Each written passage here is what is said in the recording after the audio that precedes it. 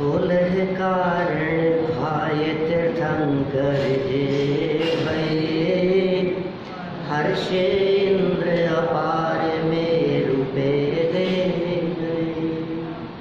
पूजन कर निज धन्य लख्यो बहु चाव सो, हमहु षोडश कारण भाव भाव सो, हमहु षोडश कारण भावे भाव सो।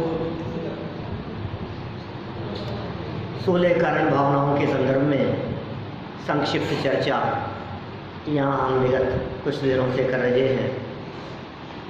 दर्शन विशुद्धि, निर्मल सम्यक दर्शन की बात कही, विनय संपन्नता की चर्चा कल हमने यहाँ की।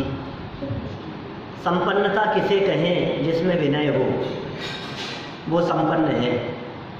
धन, वैभव, परिवार, संपत्ति, इन सब से संपन्न तो जगत में बहुत होते हैं, लेकिन जो विनय से संपन्न होते हैं वे ज्ञानी जीव धन्य हैं। जब श्रद्धा होती है अपने आत्मा की, जब श्रद्धा होती है देव शास्त्र गुरु की, माने दर्शन विशुद्धि जब होती है, फिर होती है विनय। माने बिना श्रद्धा के विनय नहीं होगी। तो पहली भावना का नाम हो गया दर्शन विशुद्धि, दूसरी का नाम कहा विनय संपन्नता, माने श्रद्धा पूर्वक विनय। अब जिनके प्रति विनय होगी, ये नियम है, उनके द्वारा कही गई बात को टाल नहीं सकता व्यक्ति। ऐसा जगत में सहज नियम है। मैं इनका बहुत रिगार्ड करता हूँ, अब इन्होंने कोई बात कही है, मैं उसे टाल नहीं सकता। ऐसा होता है ना। तो अरहंत परमात्माओं के माध्यम से, वीतरागी संतों के माध्यम से, गुरुओं के माध्यम से जो संयम का संदेश दिया गया, तो कहता है मैं तैयार हूँ। क्या पालन करना है बतलाओ? बोले शील का पालन करना है। तीसरी भावना का नाम है शील व्रतेष्वनतिचार भावना। क्या नाम है? थोड़ा सा कठिन है नाम, थोड़ा सा बड़ा है। क्या नाम है? शील व्रतेषु। शील व्रतेषु माने शील व्रतों में अनतिचार भावना, माने अतिचार नहीं लगाना। अनतिचार, शील व्रतेषु अनतिचार भावना। शील व्रत क्या चीज है? शील की चर्चा भी की जा सकती है विस्तार से। शील का मतलब तो ब्रह्मचर्य है, शील का मतलब तो संयम है। शील जिसके जीवन में है, समझ लीजिए उसका जीवन पवित्र है। जिसके जीवन में शील नहीं है, माने समझ लीजिए जिसके जीवन में पाप है, अयत्नाचार पूर्वक प्रवृत्ति है, अनर्गल प्रवृत्तियां हैं, वो धर्म करने का अधिकारी नहीं है। तो सबसे पहले तो कहा बोले शील का पालन करो आप। मन है ना हमारा, ये बहुत चंचल है। तो चंचल मन को रोकने के लिए इस मन रूपी बंदर को जिनवाणी रूपी वृक्ष के ऊपर छोड़ दो। तो जिनवाणी रूपी वृक्ष की कभी प्रथमानुयोग वाली शाखा पर उछलेगा, कभी वहां से उछलकर चरणानुयोग वाली शाखा पर चला जाएगा। जिनवाणी रूपी वृक्ष की कभी कर्णानुयोग शाखा पर चला जाएगा, कभी द्रव्यानुयोग शाखा पर चला जाएगा। कौन? मन रूपी बंदर। चंचल है ना, दौड़ता है इधर से उधर। तो इसको अवलंबन चाहिए मन को, तो अवलंबन मिलेगा तो स्थिर रहेगा। अदरवाइज क्या होगा? जगत में प्रसिद्ध कहावत है, खाली दिमाग शैतान का घर।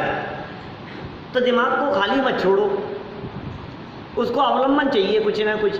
कभी भक्ति में लगा दो, कभी पूजन में लगा दो, कभी तीर्थ वंदनाओं के विकल्प में लगा दो, कभी स्वाध्याय में, स्वाध्यायों के विकल्प, कभी अलग अलग विषयों में। कभी इसको पढ़ने में मन लग रहा है, कभी इसको पढ़ने में मन लग रहा है, कभी सुनने में मन लग रहा है, कभी सीढ़ी सुनने में मन लग रहा है, कभी किसी का प्रवचन सुन रहे हैं तो कभी पढ़ रहे हैं। तो अपने उपयोग को यदि इधर लगाएं तो क्या होगा?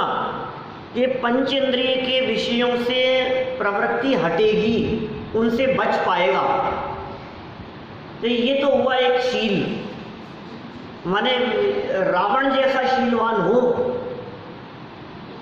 जिसको सारा जगत गालियां देता है, वो रावण वो विद्वान भी था और शीलवान भी था। कि साहब रावण के शीलवान की चर्चा तो कहीं नहीं आई, ये क्या बात कर रहे हो? अग्नि परीक्षा हुई तो थी कि साहब, वो तो सीता की हुई थी। कि नहीं, सीता की अग्नि परीक्षा से सीता तो निर्दोष साबित हुई थी, सीता की अग्नि परीक्षा से रावण भी तो निर्दोष सिद्ध हुआ। क्या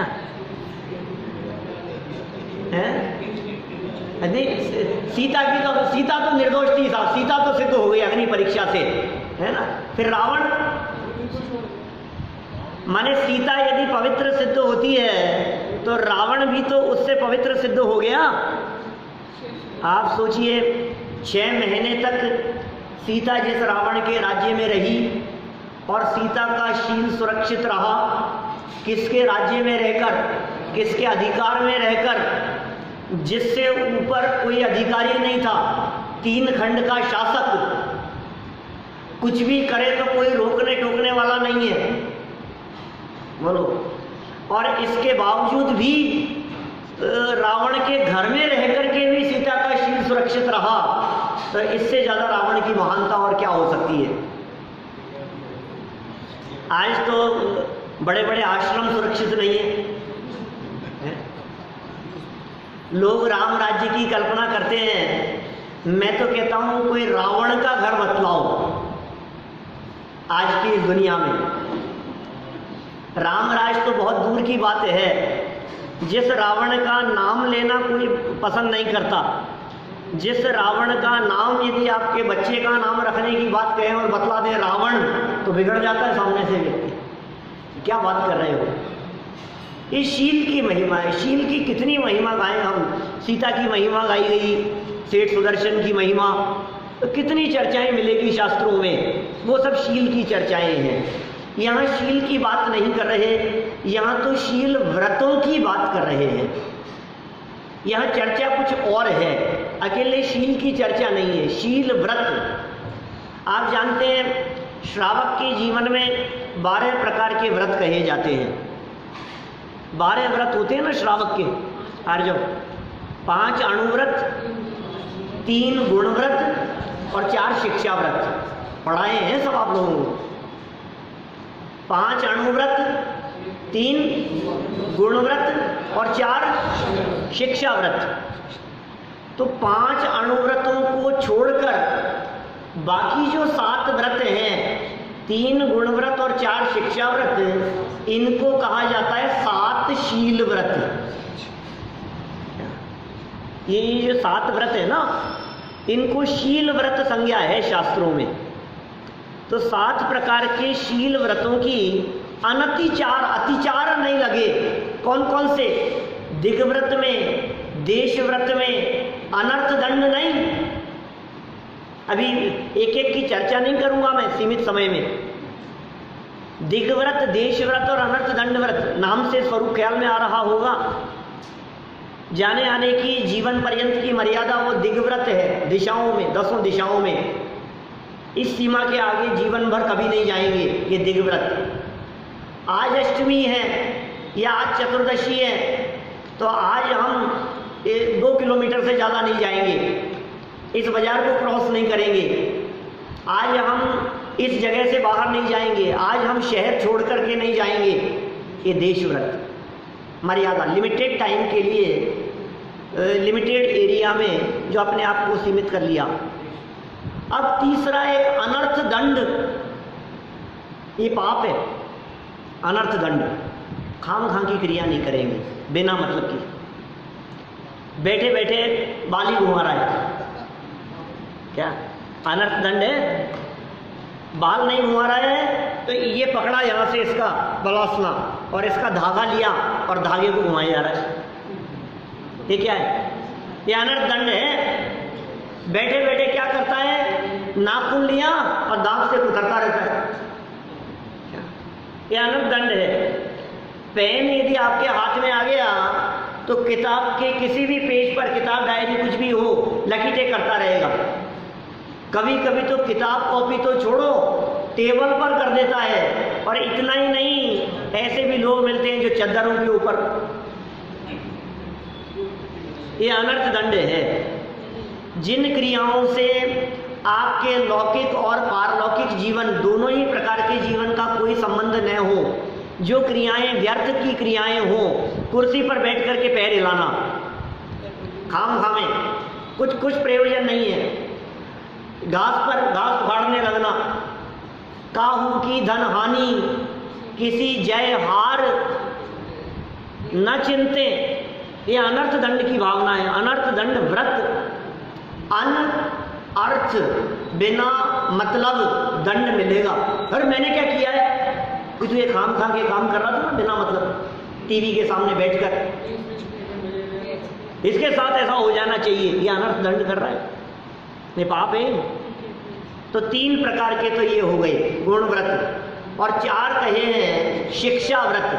सामयिक करो, प्रोषधोपवास, भोग और उपभोग का परिमाण, और अतिथि संविभाग, ये 4 प्रकार के। और इन 7 प्रकार के व्रतों को पालन करने वाला व्यक्ति, इनको क्या कहा है? शील व्रत। माने ये व्रतों की सुरक्षा करने वाले हैं। जो 5 अणुव्रत कहे थे ना, अहिंसा, सत्य, आचौर्य, ब्रह्मचर्य, परिग्रह, परिमाण, अणुव्रत। अहिंसाणुव्रत, सत्याणुव्रत, आचौर्याणुव्रत, ब्रह्मचर्य अणुव्रत, परिग्रह, परिमाण अणुव्रत। इन 5 की सुरक्षा के लिए, इन 5 की रक्षा के लिए हमने क्या किया? दिग्व्रत। तो कैसे रक्षा हुई भाई इनकी? कि हमने जिस मर्यादा के बाहर जाने का त्याग कर दिया, उसके बाहर होने वाली घटनाओं संबंधी हिंसा का पाप नहीं है, झूठ, चोरी, कुशील, परिग्रह का पाप नहीं, हमने मर्यादा बांध दी, इसके बाहर का पाप हमें नहीं लगेगा।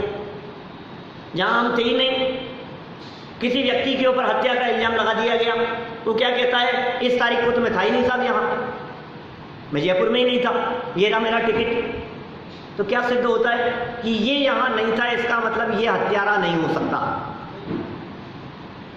तो जो भी हिंसा होगी हमारे द्वारा, वो हमारे जितना एरिया है ना, उतनी हिंसा का पाप लग सकता है। उसके बाहर की हिंसा का मेरी सुरक्षा हो गई, बाहर के जीव सुरक्षित हो गए।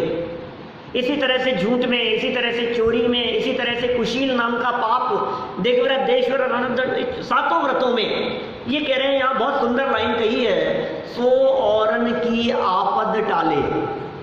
क्या पढ़ो जयमाला की पंक्तियां, दर्श विशुद्धि से 3 लाइनें पढ़नी है अपने को। दर्श विशुद्धि धरे जो कोई, ताको आवागमन न होई, विनय महादारे जो प्राणी, शिवनिता की सखी बखानी, शील सदा दृढ़ जो नर रापाले, सो औरन की आपद टाले। ये क्या कह रहे हैं? ये क्या कह दिया है? शील सदा नर, जो शील सदा दृढ़ शील का पालन करे, परिस्थितियां कैसी भी क्यों नहीं आ जाए, लेकिन हम विचलित नहीं होंगे। दृढ़ शील का जो नर पालन करता है, सो नर वो क्या करता है? औरन की आपद टाले। क्या क्या? औरों की आपदा?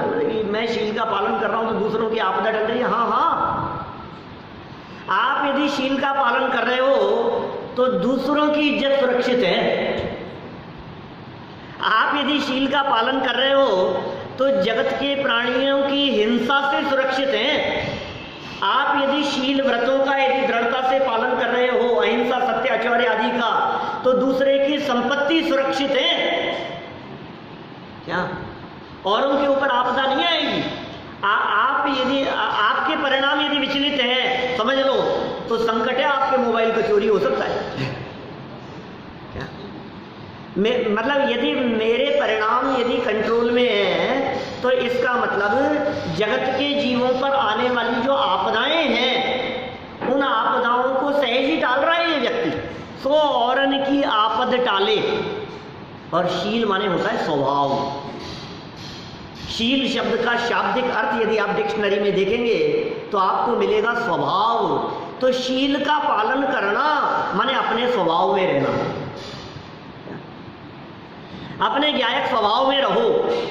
जो जीव अपने स्वभाव में रहता है, अपने स्वभाव की मर्यादा का उल्लंघन नहीं करता, जो जीव अपने अतीन्द्रिय स्वभाव में रहता है, जो जीव अपने ज्ञायक स्वभाव में रहता है, उसके ऊपर भी किसी तरह की कोई आपदा नहीं है और उसके माध्यम से भी किसी और के ऊपर आपदा नहीं है। सो औरन की आपद टाले। ये साहब शील का पालन मैं करूं और आपदाएं दूसरों की टले। तो सुन भाई, तू तो खुद तो निरापद है ही, तेरे ऊपर तो कोई आपदा है ही नहीं। जो जीव अपने स्वभाव में प्रवेश करते हैं फिर उन्हें बाहर में आने वाले संकट नहीं होते। अपने घर में रहने वाले को काहे का संकट? संकट तो घर से बाहर निकलते ही शुरू होते हैं। परेशानियों का सिलसिला तो घर से बाहर शुरू होता है। 5 स्टार में चले जाओ, चाहे 7 स्टार फैसिलिटी क्यों नहीं मिले आपको, क्या बैंकॉक चले जाओ कि लंदन पेरिस घुमाओ, कहीं भी चले जाओ आप, लेकिन घर तो घर ही है। घर जैसा आराम तो दुनिया में कहीं नहीं है ना। घर की याद तो आई जाती है 5-7 दिन में, लेकिन जो घर में है उसको न आंधी तूफान की परवाह है, न किसी तरह के संकटों की परवाह है। अपने घर में है ना। तो अपना घर कौन सा? निज घर नाही बिचारा जी, हम तो कबहू न निज घर आए। अपने घर में आ जाओ, ये शील है। इस शील का पालन करने का संदेश यहाँ इस शील व्रतेश्वरति 4 भावना में कहा गया है। चर्चा तो बहुत विस्तृत हो सकती है, लेकिन संक्षिप्त चर्चा करने का ही भाव था। हम अपने विषय को आगे बढ़ाते हैं।